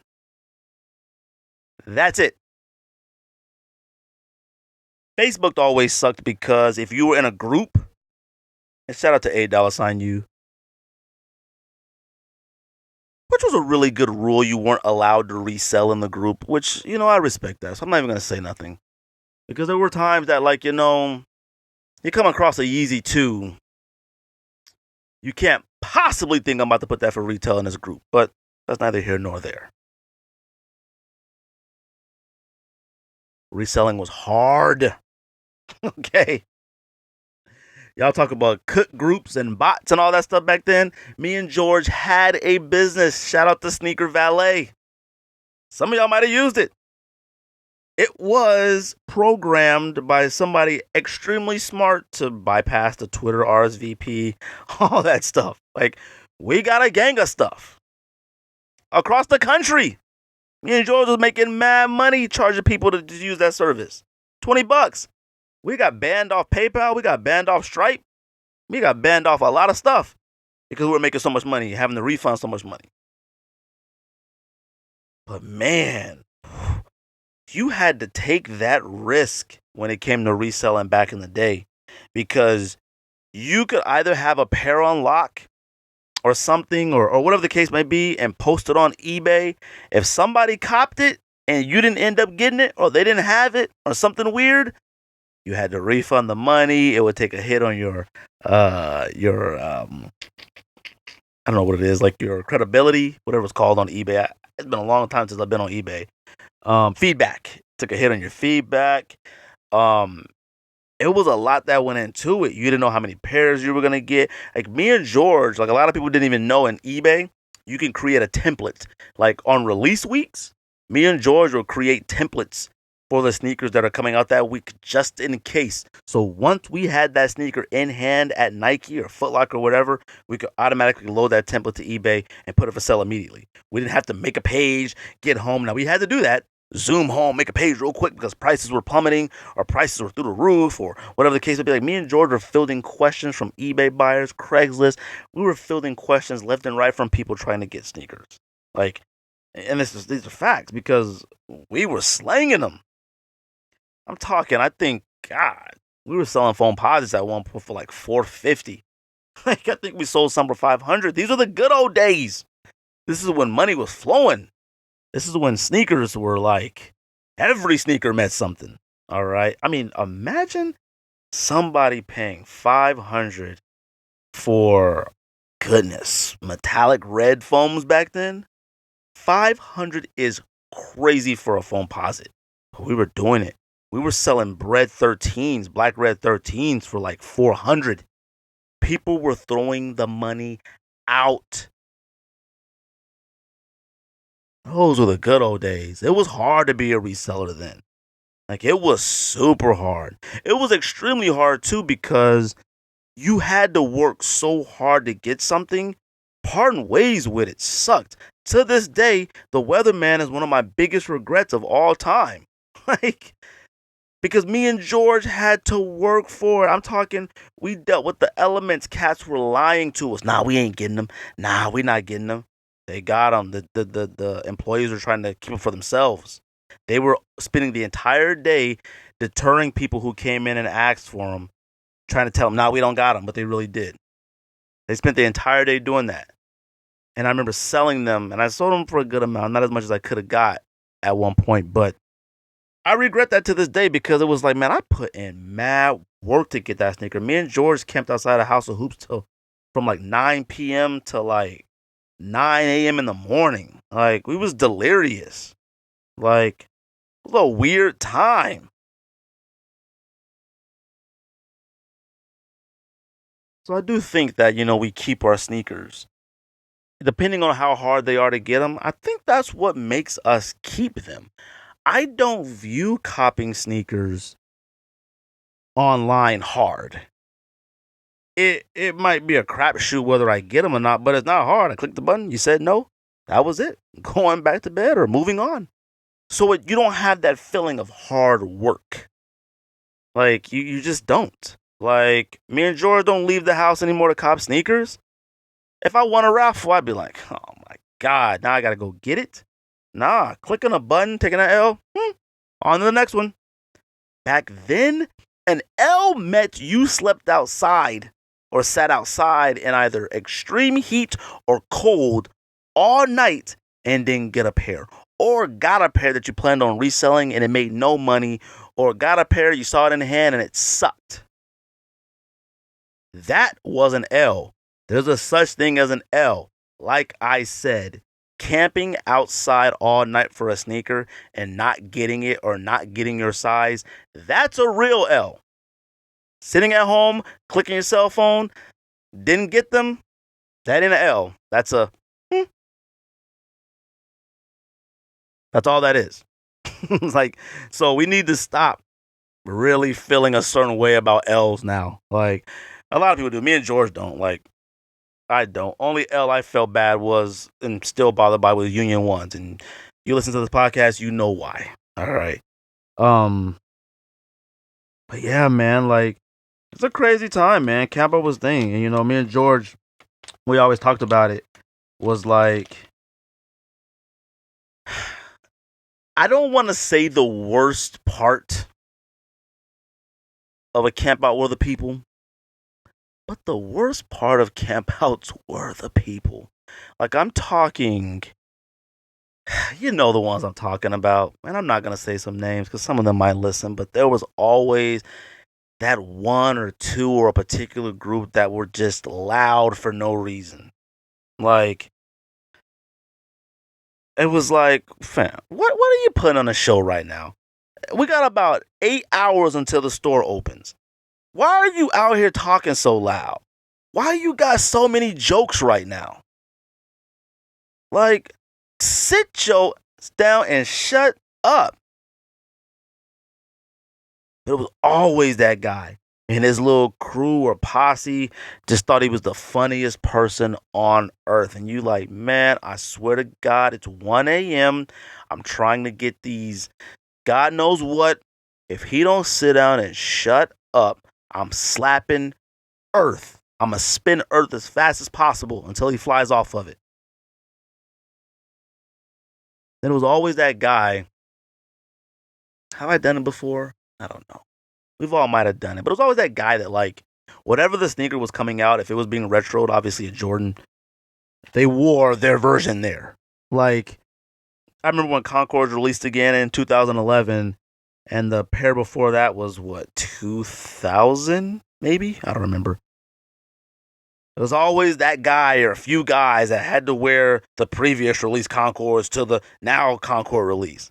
Damn, we all had them. Get out of here. And those are the ones who like had a special fit. I remember this one geek. Gosh, man. We were at the midnight Concord release. It was guaranteed pairs. If you had a ticket, they gave you your size. I mean, that was probably the biggest release they've ever had at that Scottsdale. They probably had over 500 pairs for all I know. Everybody got a pair. This one geek wearing like a leather Raiders jacket with the Concords from the previous release. Like, you could tell, like, his jeans had creases. And it's like, man, fam, we get it. You still got yours. Thank you. Most of us out here still has them. We don't have to be a douchebag and wear them here. Settle down. There's always somebody doing way too much. Just somebody doing way too much. And sneaker lines, woo! You want to talk about some of the most lying people on earth? I mean, sneaker lines, like, man, I'm talking about like some of Earth's liars. Some of the Earth's greatest liars, all right? Earth's greatest liars and most annoying people on Earth. Like, I thought it was crazy, like, sometimes standing in line with, like, a mom. Like, there was nothing worse than standing in line with, like, somebody's mom you didn't know. You know, the first, like, hour, 30 minutes, you're cordial. Yeah, you know, been in the sneakers for a long time. Oh, you for your son? Yeah, he just had to have them. He had to have them. I said, well, you know, if he had to have them, I'll come and get them. And if that means me standing in line to get those for him, and I will do that. All right, lady. And after a while, it was just like, you know, stop talking, lady. Oh, what are those you wearing on your feet? Man, those are crazy. Is that red or is that pink? Man, guys wearing pink shoes a day, I'm going to tell you. My dad, back in the day, have a fit. 8 more hours till the store opens. Then the liars. The liars are the ones that like, yeah, fam, I already got 6 pairs on the way. Shut up. Yeah, you know what? I came up here, I had like 5 in my cart, and I was like, nah, I'm good. I changed my mind. They got the most war stories ever. Yo, remember when lightnings dropped? I had 3 in my cart. I remember I had them in my cart, went go eat dinner, came back, still in my cart. Nobody wanted lightnings. Had 3, and I said, I'll pass. All right. Shut up. Thank you. Yeah, I decided to come up here and get a pair for my girl. I had 5. Yo, I remember, no joke. I remember this one time in particular, right? This cat is still with me in Georgia. I think it was China KD4 release. Year of the Dragon, whatever it was. And we're outside the store. Wasn't a lot of people there, but they didn't have many pairs. And like it was a weird drop, like noon or something. And we're standing there. I remember this guy telling us, and we might have knew him. He was dusty. Like, oh, you gotta love the people that were like left work, or the ones who came to the camp out before work. I'll get to that. But he was like, yeah, I came up here to get a pair for my girl. I bought 3 off Nike. Now 2. Now let me tell you something. Could have been telling the truth, but he was a notorious liar. Like, people don't know. Back in the day, you could cop 2 off Nike. Me and George would cop 2 off Nike, 2 off Finish Line, 2 off East Bay, 2 off Champs. You used to be able to cop 2 sneakers at a time off sneaker websites. Facts. When I tell you me and George had a Charger full of Concords, we had a Dodge Charger full of Concords and a more Concords on the way. Facts. But I remember this cat stood in line the entire time telling us all, yeah, I got 2, off Nike. You know what I'm saying? I got 2 off Nike. Come to get my girl a pair. Get to the front. Oh, y'all got a 13? No, it was 11 and a half. I got 11 and a half. All right, fam. If your girl wearing 11 and a half in men's, fam, you need to check the throat. Check her throat. Not that there's a problem with it, if that's your thing. But, Anyways. What was I going to say? I was going to talk about something else. I don't remember. I said I'll come back to it. Well. Let me see if there's anything else I had wrote down to talk about. I don't know. That might have been it. All those smug, arrogant people at campouts. But it mattered. I love campout stories. There's a lot of stories. Like I said, me and George have done a lot. Hannah used to bring us food. We'd be out there for such a long time. But it was awesome. Like, thinking about it right now, I might go out there and camp out for something significant. I might. I doubt it. But it would have to be almost Yeezy 2 level for me to go out there and camp. And I don't even know if I'd have the energy to do it then. And my wife would probably kill me knowing that I'm a grown man out there. I got 3 kids and I'm out there camping, trying to get some Yeezy 2s, fam. Oh, we're talking about this one cat weirdo. So there's one dude. I'll say his name. Shout out to Ninos.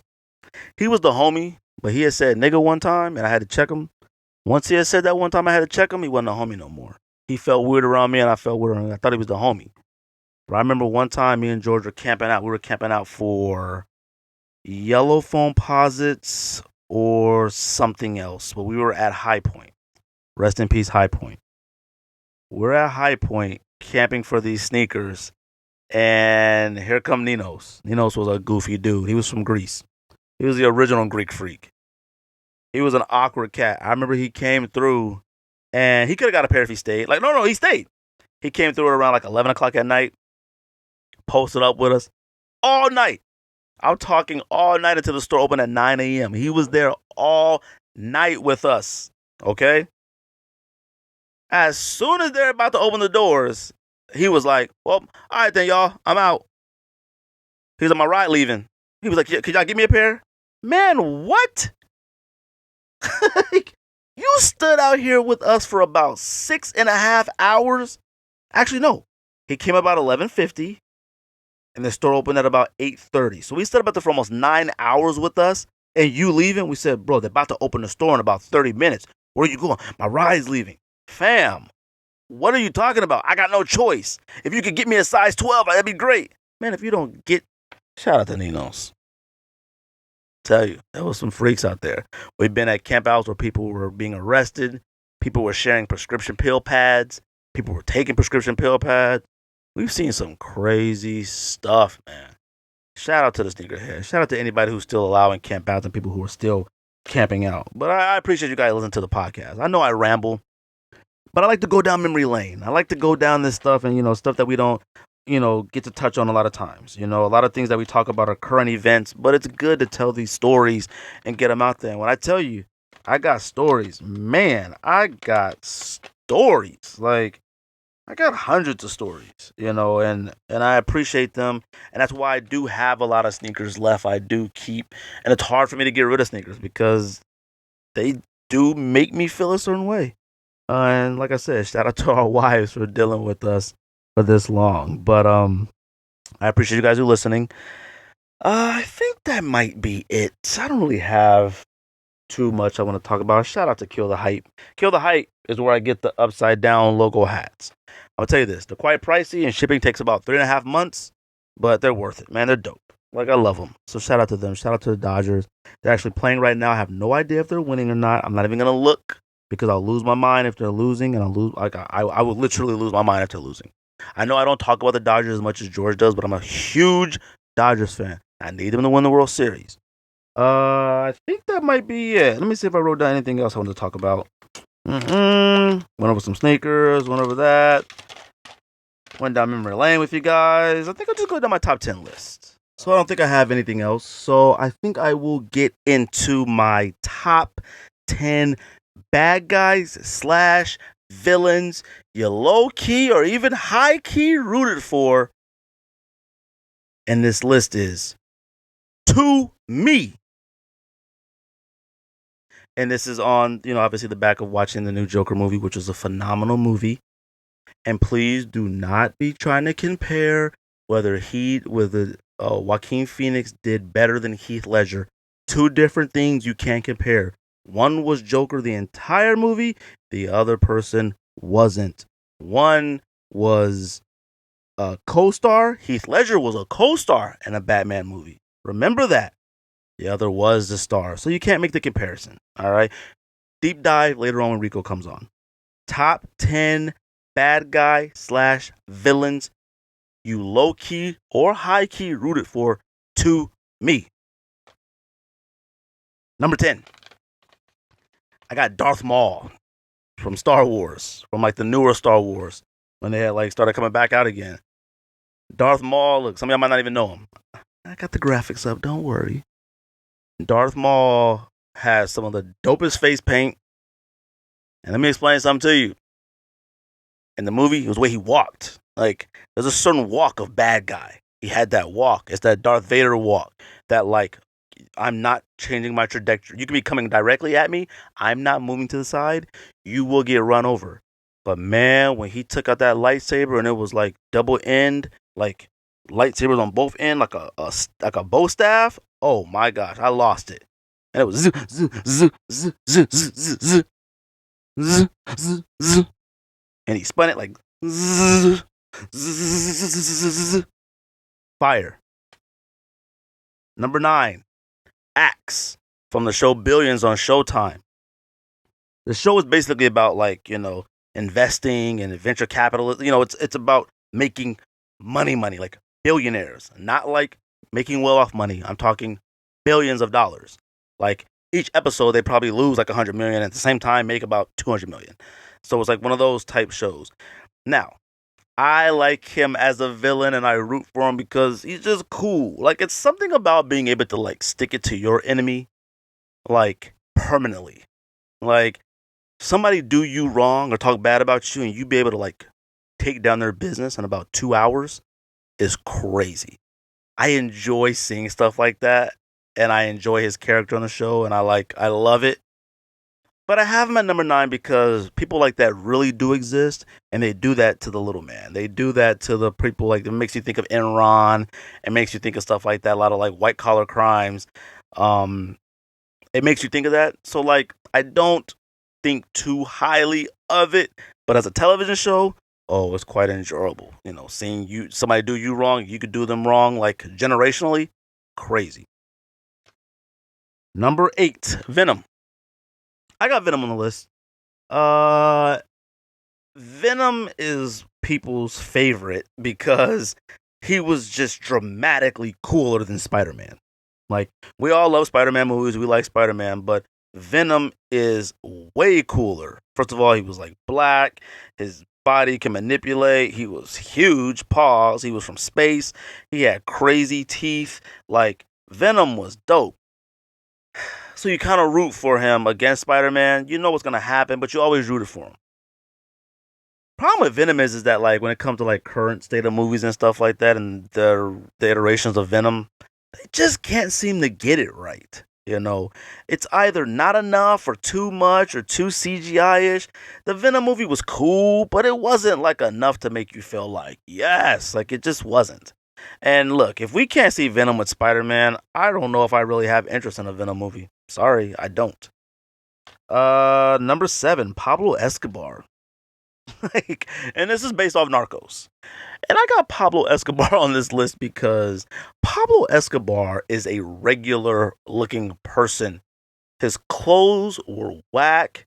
He had a crazy pot belly.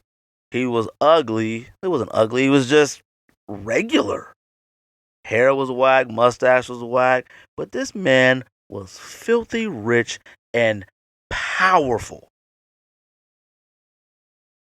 Like, so when you watch Narcos on Netflix, I'm sure you guys are probably off seeing it, but if you haven't, you watch Narcos, you see how much money he bringing in, how cool he is, how the operation runs. You kind of like, kind of dope, you know? I mean, no pun intended, but it's kind of dope. It's like, man, you know, they have to arrest him. Number 6, I got Jet Li in Lethal Weapon 4. Some of y'all may have seen the movie, some of you haven't. This is a classic movie. This is one of my favorite movies of all time. There was a block of time when it came to movies when Jet Li was that guy. Any movie that Jet Li was in, you wanted to see it. You just did. Because it was going to be some dope karate, kicking. It was going to be all that. Like, you knew it was. So you wanted to see it. So it was, you had, you know, you had Chris Rock, you had Danny Glover, you had, not Tom Cruise, what's his name? Call him MacGyver. I'm drawing a blank. Racist man. Whatever his name is. And Lethal Weapon 4, woo, he was kicking like, Jet Li was no joke in that movie. I rooted for him. Number 5, I got Ocean's 11. Like, Ocean's 11, they were committing crimes, but it was how they were committing crimes. A lot of it was revenge, but like they would take on people, like get investors to invest in their crime. Like, I remember they would go see Esri, I think that was his name in the movie. They go see him to like help him bankroll them committing crime to steal money from somebody else who had took Danny Ocean's girlfriend. That was crazy. Like, and it was clean. Something about suits, something about being well dressed and committing crimes has always been like an attractive thing to me. Like attracted, not attracted to them. You know what I'm saying? It always drew me in. Like, man, you can commit all these crimes. It's like, that's why John Wick is so dope. John Wick is wearing a suit the entire time and scrapping. Like, I put on a suit now, I can barely sit down. This man is out here scrapping, getting shot, fighting, karate, punching, kicking, shooting, dumping, wrestling, or running. He's doing it all. Number 4, Alonzo, Denzel Washington in Training Day. You knew he was bad, but who wanted to like root for Ethan Hawke? Like, I think that was his name, Ethan Hawke. I think that was the other actor. I wanted to root for him. Like, Denzel was cool. This was a Denzel we ain't never like really seen before. Cursing, smoking weed, driving a Monte Carlo. Like, I think it was Monte Carlo. Like, he was cool. But a lot of people, let me tell you something, I examined stuff. I examined things. A lot of people didn't realize why Denzel was so cool in that movie. If you notice, in Training Day, Denzel had an edge up and a fade. Denzel outside of Training Day almost never has an edge up, almost never has a fade. Like, I want you to really look at it. I'm going to put the pictures up. Denzel Training Day, Denzel just hanging out. Stark difference. It's crazy what an edge up and a fade can do. Like, a dramatic difference. It made him cool. It was the lines. It was the power he had. It was dope. He was crooked, but it was dope. Number 3, I got the Joker. Now, let's not act like we've always loved the Joker, okay? We started loving the Joker from The Dark Knight with Heath Ledger, okay?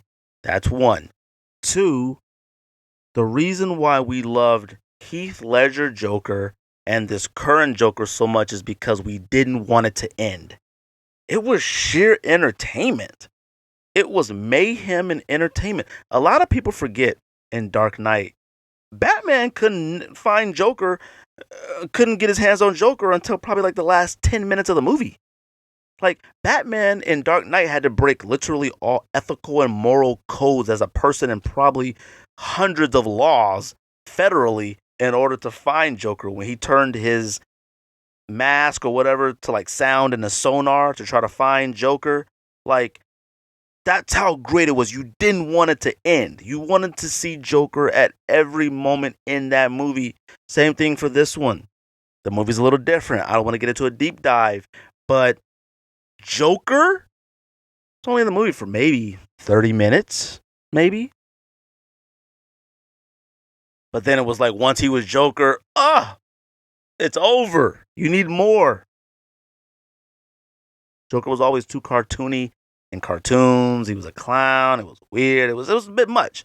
But once they made Joker a person with mental health, changed the game. Number 2. Now, let me preface this.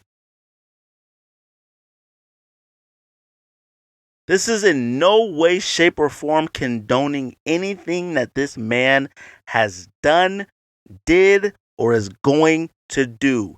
It was heinous, and I mean no disrespect to the dead, and I mean no disrespect to any families, and I don't mean any ill will behind this. But number 2 is O.J. Simpson. Now let me explain to you, I was 11 at the time, okay? Now, it wasn't rooting for him to get away with it. This was like this is why, like, when I talk about like this generation, we've seen a lot. Me and George and a lot of older sneakerheads that you guys might know or talk to, whatever, we've seen a lot in the world. Like, a lot in the world. We saw the internet when it started. I remember the first day internet came out. I think my family was one of the first people with the internet. I think the first thing I typed was like, cars.com, chicken.com. Like, I remember that. But I remember it was 94. OJ was OJ. He was in movies, he was on commercials and stuff like that. This was like all right after the LA riots and Rodney King and how the officers had got off. And, you know, a lot of LA had dealt with a lot of bad policing, a lot of bad justice system, a lot of bad everything during that period of the time. So I remember when the Bronco was on the run. Let me tell you something. The Bronco chase, the slowest chase of all time, interrupted the NBA Finals. I remember watching Knicks Rockets, and I think it was in New York. It interrupted the NBA Finals for 55 minutes. They had put the game on like a split screen mini, and the big part of the screen was OJ running in the Bronco. 55 minutes. At one point, they just took the basketball off the screen. It was just all OJ. 55 minutes. This is the 90s. There wasn't a, hey, flip to ESPN2 for the rest of the game. Go to Fox for the rest of the game. No, they didn't move it. That was it. We missed whatever took place after that. That was it. You watch highlights, okay? It was such a weird time. Like, people don't remember it, like how polarizing it was. This was something we discussed in school. I'm 11. We talked about it with our teacher in school. Like, you saw people lined up on the freeways rooting for OJ, like cheering him on the run. Like, and it wasn't about, yeah, you kill people. It was more of it was more of a, like, everyone was so upset and mad and bothered with LAPD that it was just like, yeah, like, go OJ. Now I wasn't at the time, I was 11, but I remember my family and going to friends' houses and, like, while we're in the room playing Nintendo, the first one, and talking and playing with kids, I remember hearing my parents and other friends and family, like, talking about, like, how bad LAPD was and going for OJ and how we got off. Now, a lot of mistakes have been made, but when FX had made the OJ movie or whatever, TV movie, it was phenomenally done well. Me being at a young age, I wasn't rooting for OJ, but everybody else was around you, which made you feel how important it was. And this, like I said, this is in no way condoning anything he's done or gonna do or anything like that. OJ is a clown human being, okay? He is honestly a socio-psychopath. To see him on Twitter as much as he is after I mean, he has a generation, a decade of OJ, whether it's good, bad, or crazy. Like, it's nuts to see him on social media making jokes and things like that. Number one, I feel like number one is easy. Thanos. Thanos was polarizing. People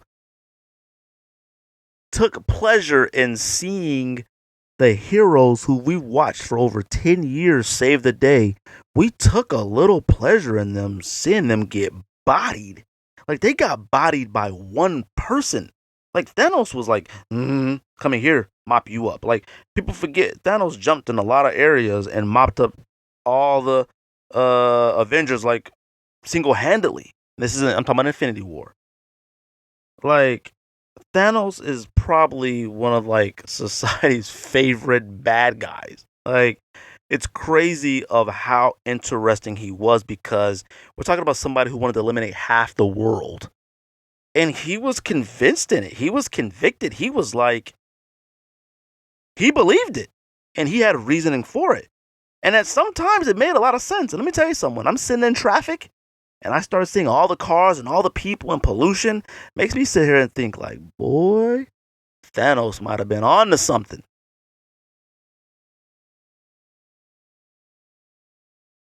But man, seeing a movie end with a bad guy won, and when he went and sat at his home, his little hut he built, and he sat down and they played that music, that he gave that little grin. Phenomenal. So that's my top 10 list of bad guys / villains we low key or high key rooted for, to me. Shout out to George. We'll be back in the studio next week. Hopefully, we got a dope guest next week. I appreciate everybody who listens. I appreciate everybody who watches.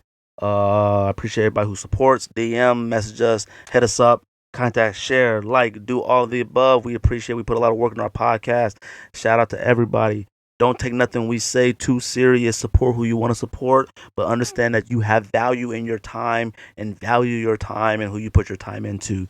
Without that being said, that's the sneak diss. Pow, pow, pow.